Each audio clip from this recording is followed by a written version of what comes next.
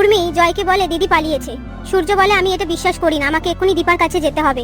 এই বলে চলে যেতে গেলে সোনা সূর্যকে বলে তুমি কোথাও যাবে না, তুমি আমার কাছেই থাকবে।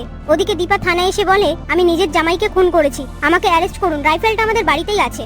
এদিকে পুলিশ এসে সবার সামনে বলে দীপা সেনগুপ্ত যে খুন করেছে সেটা উনি নিজের মুখে স্বীকার করেছে, আমরা ওনাকে কাস্টাডিতে রেখেছি। তখনই সূর্য বলে অসম্ভব, দীপা এ কাজ করতে পারে না। অন্যদিকে রুডি তার বন্ধুদের শিখিয়ে দেয় যে বাইরে গিয়ে বলবে, যাতে ওরা বলে যে রুডির অবস্থা আরো খারাপ হয়ে গেছে।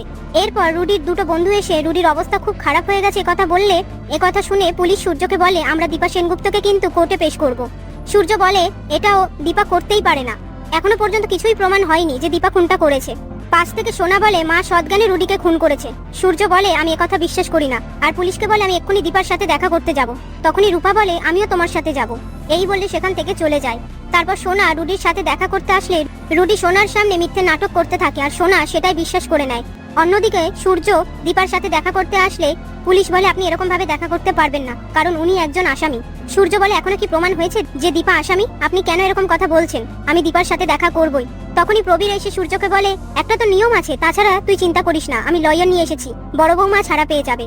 তারপর লয়ার একটা কাগজ পুলিশের হাতে দিলে পুলিশ বলে দেখুন কিছু নিয়ম আছে, এত সহজে ওনার জামিন হবে না।